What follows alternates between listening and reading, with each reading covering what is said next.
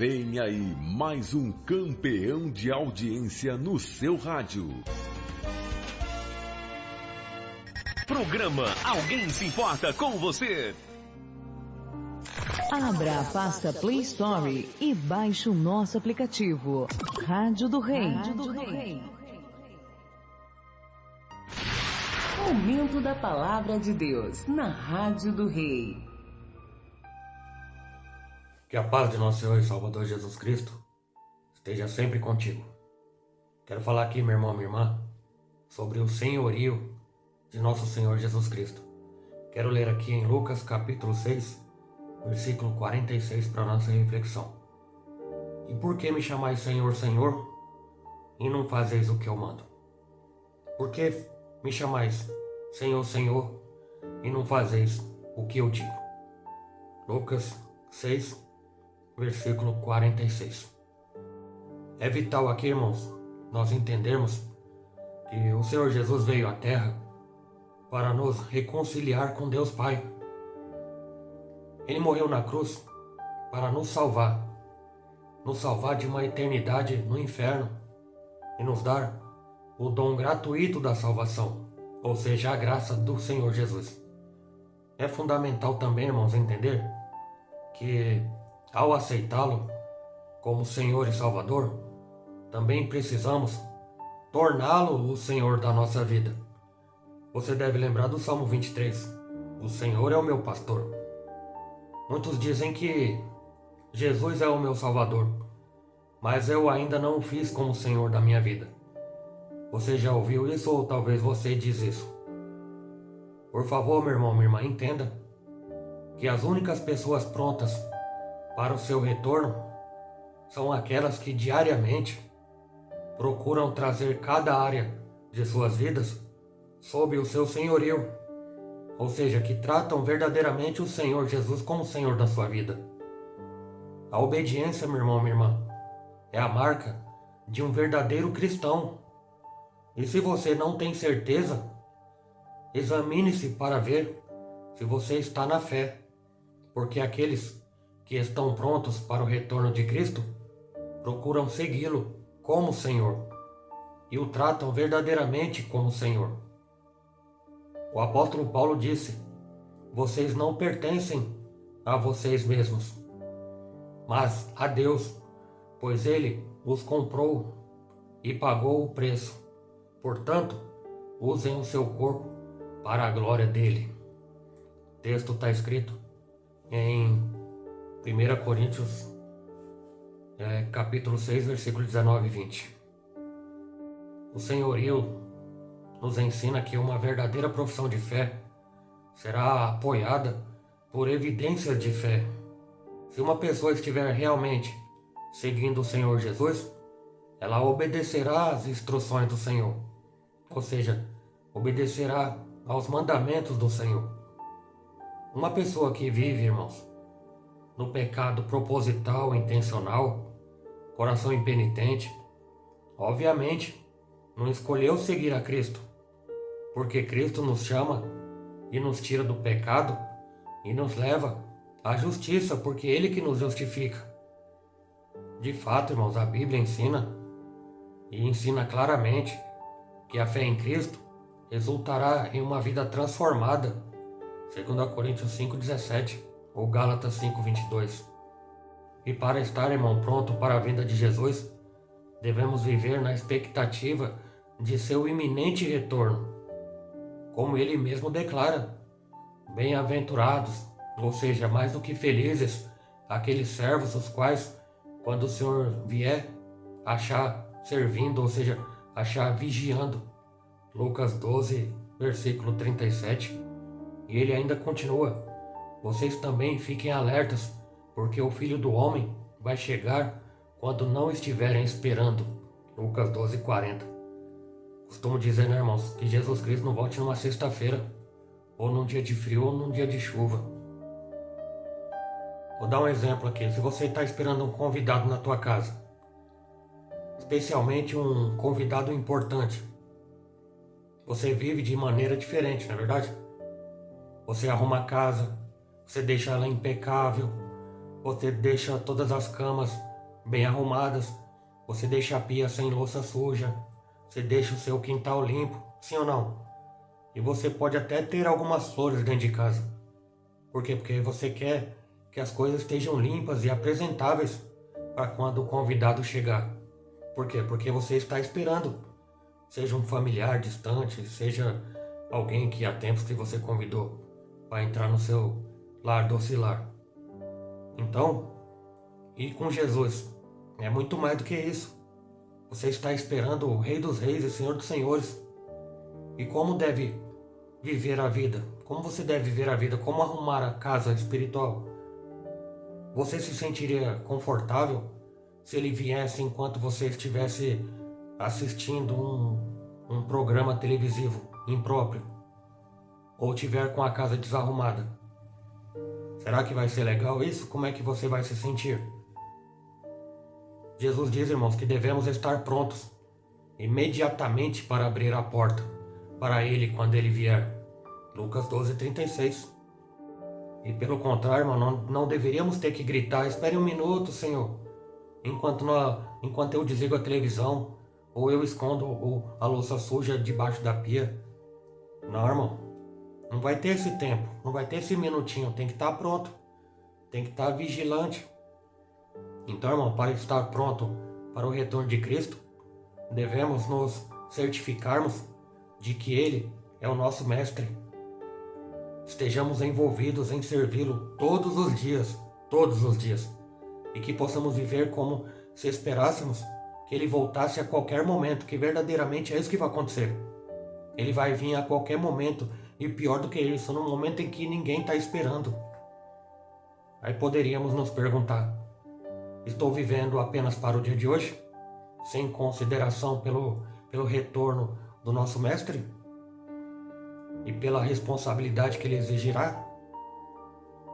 Meu irmão, minha irmã, devemos viver a cada dia, cada dia o seu próprio mal. Devemos viver cada dia com a expectativa de que um dia o Senhor mesmo descerá do céu com um brado de comando, com a voz do arcanjo e com o toque da trombeta de Deus, conforme está escrito em 1 Tessalonicenses capítulo 4, versículo 16. E também, irmãos, que seremos abençoados quando o Mestre nos encontrar prontos, quando ele vier por nós. E aqui, irmãos, estão alguns pontos para se pensar. O arrependimento. O arrependimento, irmãos, é uma mudança de mente. De viver em pecado e rejeitar a Cristo, a aceitá-lo e rejeitar o pecado, conforme Atos 3,19. O arrependimento genuíno vem quando uma pessoa se submete ao senhorio de Cristo. E isso, irmãos, resulta, obviamente, sem falha nenhuma, uma mudança de comportamento. A pessoa muda o comportamento, muda o estilo de vida. Muda, irmãos, a completa mudança. E a fé é a crença em Cristo e não uma promessa, oração ou um credo. João 3,16. A fé, irmãos, deve envolver um compromisso pessoal com Cristo. 2 Coríntios 5,15. É mais, irmão, do que estar convencido da verdade do Evangelho. É um abandono completo deste mundo, as coisas deste mundo. É ser amigo de Deus, e tornar-se inimigos para as coisas deste mundo e seguir o Mestre. A fé verdadeira sempre produz uma vida transformada. E eu me refiro, irmãos, à fé verdadeira. 2 Coríntios 5,17. Então, irmãos, a pessoa interior é transformada pelo Espírito Santo. Gálatas 2,20. E os nascidos de novo têm uma nova natureza. Romanos 6, versículo 6. Aqueles que se submetem ao senhorio de Cristo seguem Jesus, porque ele mesmo disse: as minhas ovelhas ouvem a minha voz, e eu as conheço, e elas me seguem. João 10:27. Eles amam seus irmãos. 1 João 3,14. Obedecem aos meus mandamentos. 1 João 2,3. E fazem a vontade de Deus. Mateus 12, versículo 50. e permanecem na palavra de Deus. João 8,31. E guardam também a palavra de Deus. João 17, versículo 6. As Escrituras, irmãos, ensinam que Cristo exige rendição incondicional à sua vontade. Romanos 6, 17 e 18. Aqueles que vivem em rebelião contra Deus não terão a vida eterna, pois Deus se opõe aos orgulhosos, mas concede graça aos humildes. Tiago 4, versículo 6. Então, irmãos, eu peço aqui, por gentileza, que você entenda que aqueles que realmente creem em Cristo irão amá-lo. Eu te pergunto, você ama Cristo? E aquele que amamos, nós desejamos agradar, não é verdade? João 14, versículo 23.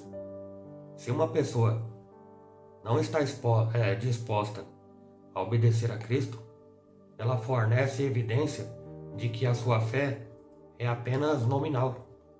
1 João 2, versículo 4. Uma pessoa pode reivindicar Jesus como Salvador e fingir, aí que está o problema, e fingir obedecer por um tempo, mas se não houver mudança de coração, a sua verdadeira natureza acabará se manifestando. Um dia ou outro vai acabar caindo a máscara. Este foi o caso de Judas Iscariotes. Caiu a máscara, foi mostrada a verdadeira personalidade interior. Por outro lado, irmãos, um cristão genuíno, é óbvio que ele pode tropeçar e cair, mas persevera na fé. 1 Coríntios 1,8. E este foi o caso de Simão Pedro. Ele tropeçou, caiu, negou Jesus, mas permaneceu na fé, perseverou. Agora, um crente que se afasta completamente do Senhor, mostra claramente, irmãos, que ele nunca nasceu de novo. 1 João 2,19. Por quê? Porque um pecador que se recusa a se arrepender não é salvo, pois ele não pode se apegar ao pecado e ao Salvador ao mesmo tempo. Um pecador que rejeita a autoridade de Cristo em sua vida não tem fé salvadora, pois a fé verdadeira, ela engloba, irmãos, uma entrega total a Deus. Eu te pergunto, você se entregou totalmente a Deus? Ou é metade mundo, metade Deus, metade coisas da religião e metade Deus? Assim, irmãos, o Evangelho requer mais do que tomar uma decisão intelectual ou fazer uma oração. A mensagem do Evangelho é um chamado ao discipulado, a verdadeira entrega da sua vida a Jesus Cristo como Senhor e Salvador. As ovelhas seguirão seu pastor na obediência submissa e farão dele o Senhor da sua vida. Eu te pergunto mais uma vez, Salmo 23, que você conhece bem: o Senhor é seu pastor mesmo? Não devemos dar aos pecadores impenitentes, irmãos, falsas esperanças. Eu não posso fazer isso. Antes, temos, irmãos, que declarar todo o conselho de Deus para que eles sejam salvos, assim também como nós queremos ser salvos. E qual que é a declaração direta? Necessário nascer de novo. João 3,7. E avisá-los de que Jesus disse: nem todos que me chamam Senhor, Senhor, nem todos que me chamam Senhor, Senhor, entrarão no reino dos céus, mas apenas aquele que de fato fazem a vontade de meu Pai que está no céu. Mateus capítulo 7, versículo 21. Não adianta, irmão, chamar Senhor, Senhor. A palavra de Deus também vai dizer em outro texto que este povo me adora com os lábios, mas o seu coração está distante de mim. Não adianta falar só da boca para fora. O coração tem que estar verdadeiramente em Cristo, verdadeiramente em Deus, na presença dele, submisso a ele, para fazer a vontade dele. É mudança de mente, irmãos. A metanoia, mudança de mente. Romanos capítulo 12. Vou ler o versículo 1 e versículo 2. Rogo-vos, pois, irmãos, pela compaixão de Deus, que apresentei os vossos corpos em sacrifício vivo, santo e agradável a Deus, que é o vosso culto racional. E aqui a parte que eu quero frisar. E não vos conformeis com este mundo, mas transformai-vos. Você entende, meu irmão, minha irmã? Mas transformai-vos pela renovação do vosso entendimento, para que só assim e unicamente assim experimenteis qual seja a boa, agradável, perfeita vontade de Deus. É a metanoia, irmãos.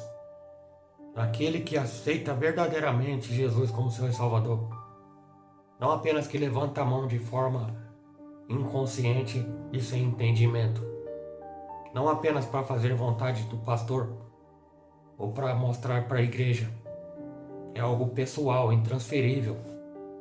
É algo de coração. Deus, irmãos, Ele quer sinceridade. É óbvio, seria muito óbvio eu dizer aqui que Deus não quer mentira. Seria muito óbvio eu dizer que Deus não quer hipocrisia, falsidade. Seria muito óbvio, até porque eu já disse mesmo. Mas Deus não quer isso, nada disso. E nem muito menos obrigatoriedade. Porque até certo ponto Deus não obriga ninguém a nada. Nós temos o poder da escolha. O cristão verdadeiramente convertido, ele não tem livre-arbítrio. Mas ainda tem o poder da escolha. Porque o livre-arbítrio vai dizer que eu posso fazer o que eu quiser. E o cristão verdadeiramente convertido não pode mais fazer o que quer. Porque ele tem um estatuto, ele tem uma lei, ele tem as regras do que não fazer. Do que fazer ou do que não fazer. Então significa que ele não tem livre-arbítrio. Há coisas que a carne quer fazer, mas o Espírito não quer fazer. Porque o apóstolo Paulo disse, está escrito, que é uma luta constante. A carne lutando, militando contra o Espírito. A nossa carne às vezes quer fazer algumas coisas pecaminosas, mas o nosso Espírito diz que não é para fazer. E como nós nos esforçamos em ser espirituais e agradar a Deus, nós não fazemos e evitamos pecar contra Deus de forma consciente. Isso é o que verdadeiramente produz, irmãos, uma conversão genuína, honestidade, hospitalidade, os frutos do Espírito, Gálatas capítulo 5. Sim, meu irmão, minha irmã, os frutos do Espírito na qual o Senhor vai requerer de nós. Gálatas 5, versículo 22. Mas o fruto do Espírito é caridade, você pode colocar amor, gozo, paz, longanimidade, benignidade, bondade, fé, mansidão e temperança. Os frutos do Espírito. E contra estas coisas não há lei. Poderia dizer mais aqui sobre o amor. Vamos lá em 1 Coríntios capítulo 13, que diz assim a palavra: ainda que eu falasse a língua dos homens e a dos anjos, e não tivesse amor, seria como um metal que soa, ou como um sino que tine. E ainda que tivesse o dom da profecia, e conhecesse todos os mistérios e toda a ciência, e ainda que tivesse toda a fé, de maneira tal que transportasse os montes, e não tivesse amor, veja só, irmãos, e não tivesse amor, nada seria. E ainda que distribuísse toda a minha fortuna para o sustento dos pobres, e ainda que entregasse o meu corpo para ser queimado, e não tivesse amor, nada disso me aproveitaria. O amor é sofredor, é benigno. A caridade não é invejosa, o amor não é invejoso. O amor não trata com leviandade, não se ensoberbece, não se porta com indecência, não busca seus próprios interesses, não se irrita, não suspeita mal, não folga com a injustiça, mas folga com a verdade. Tudo sofre, tudo crê, tudo espera, tudo suporta. O amor nunca falha, o amor nunca falha, mas, havendo profecias, serão aniquiladas, e havendo línguas, cessarão, e havendo ciência, desaparecerá. Porque em parte conhecemos e em parte profetizamos, mas quando vier o que é perfeito, então o que é em parte será aniquilado. Glória a Deus. Agora o versículo 13, agora pois permanece a fé, a esperança e o amor. Mas o amor é o maior destes. Tá vendo aqui, irmão? O amor. Aí você analisa aqui nesta breve reflexão e nesses textos que eu citei. Você poderia dizer para você mesmo que você é convertido a Jesus? Que você tem Jesus como Senhor e Salvador mesmo? Pela terceira vez eu vou te perguntar, você conhece o Salmo 23? O Senhor é o meu pastor. Mas você trata o Senhor verdadeiramente como sendo o seu pastor? Eu poderia substituir aqui. Jesus é o meu chefe. Jesus é o meu superior. Ou seja, eu sou subordinado a Ele. Melhor que isso, obviamente, eu sou menor do que Ele. E Ele é maior do que eu. Então o menor obedece o maior e o maior manda no menor. Aí vamos lá para o início. Lucas 6, versículo 46. Ora, vocês me chamam Senhor, Senhor, mas não faz o que eu digo? O que adianta? Vocês me chamam Senhor, Senhor, mas não faz o que eu mando? Aí alguém perguntaria, mas pastor, o que Jesus manda? Ele diz na sua palavra, no Evangelho, aqueles que observam e praticam os mandamentos, esse me ama. Aquele que tem as minhas palavras, esse me ama. Aquele que tem prazer na minha lei e medita na de dia e noite, esse que me ama. Aquele que pratica e não é apenas ouvinte da palavra, esse me ama. Eu te pergunto, você ama Jesus? Então você ama a palavra. Se você não ama a palavra, você não ama Jesus. Ah, você ama mais a música? Você gosta dos cultos, das reuniões, das sei lá o que vai chamar em outros lugares? Você gosta mais do período musical. E a pregação você não gosta. Sugeriria que você revesse seus conceitos, meu irmão, minha irmã. Porque o mais importante é a palavra. O mais importante é a palavra. É a palavra que cura, é a palavra que salva, é a palavra que liberta. Conhecereis a verdade vos libertará. É pela palavra que temos a transformação do nosso entendimento. É pela informação que nos é dada, irmão, que nos tornamos livres. É pela palavra que o Senhor Jesus nos dá poder e autoridade para fazer as obras que Ele fez e até maior do que ela, porque Ele já foi para o Pai. E é só assim, irmão, reconhecendo verdadeiramente, temos que ter nascido de novo. Nascido de novo, reconhecido Jesus, deixado nossa vida de pecado consciente e proposital. Hebreus capítulo 10, versículo 26. Já não há mais sacrifício para os pecados efetuados e cometidos de forma consciente. O cristão verdadeiro, irmão, ele se esforça em não pecar de forma consciente. E se porventura isso acontece, não pequeis, mas se pecar, tem um justo como sendo seu advogado. Você confessa o seu pecado e ele perdoa. Eu mesmo, Isaías 43, 25, eu mesmo, diz o Senhor, eu mesmo, que apago as suas transgressões e delas já não me lembro mais. Olha só que maravilha, irmãos. Salmo 103, verso 3. É Ele que perdoa os pecados, as iniquidades e cura todas as enfermidades. Mas nós temos que confessar. E para alguém confessar o pecado, tem que ter se convencido de que pecou. E mais do que isso, tem que ter se arrependido de ter cometido o pecado. Aí confessa. Aí vem a voz do Senhor Jesus do céu e diz, vai e não peque mais. Não significa que a gente vai viver sem pecar. Mas pelo menos vamos nos esforçar em não cometer aquele pecado de novo. E não viver no pecado sempre o mesmo pecado. Dia após dia o mesmo pecado. Dia após dia pedindo perdão pelo mesmo pecado. E aí, irmãos, não acontece a conversão genuína. A mudança de rumo, de rota. Jesus Cristo disse, eu sou o caminho. Eu sou o caminho. Jesus Cristo é o caminho. Não desviarei, nem para a direita, nem para a esquerda. Ele é o caminho. Sou o caminho, a verdade e a vida. Ninguém vai ao Pai senão por mim. Jesus é o caminho, meu irmão, minha irmã. Mas uma coisa eu digo para você, assim como eu já sei. A verdadeira conversão a Cristo, irmãos, é o maior milagre. O maior milagre que pode acontecer na nossa vida. É a melhor coisa que pode acontecer na nossa vida. É a maior bênção da nossa vida. O maior milagre, irmão, sabe qual que é? É o perdão dos nossos pecados, sim. O maior milagre é o perdão dos nossos pecados. Porque Jesus, como eu disse no começo, ele não veio só para fazer milagre. Ele não veio só para curar.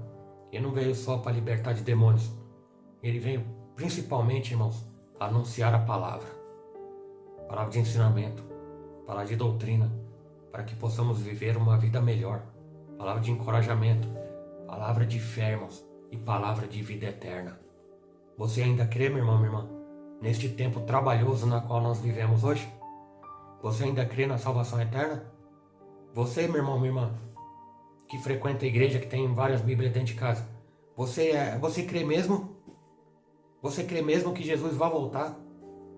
Você crê mesmo que Jesus está voltando? Você crê mesmo que Jesus está às portas? Você crê mesmo que nós um dia vamos ter que estar lá diante do trono para dar conta das nossas obras, sejam boas ou sejam más?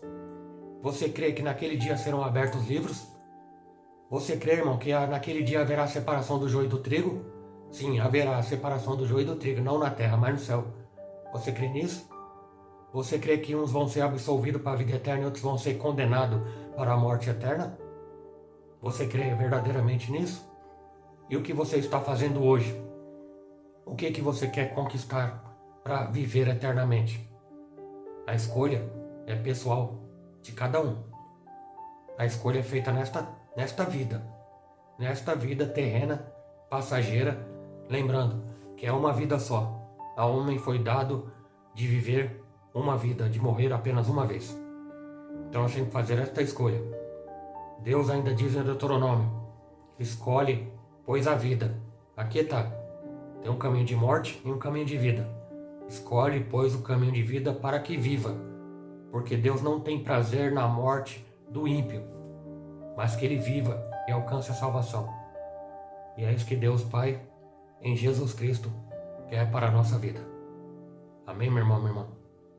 Não se preocupe com as aflições desse tempo presente, porque grande é a glória que em nós há de ser revelada, conforme Romanos 8,18. Nada há de se comparar com a glória que em nós há de ser revelada. No mundo tereis aflições, mas tem de bom ânimo.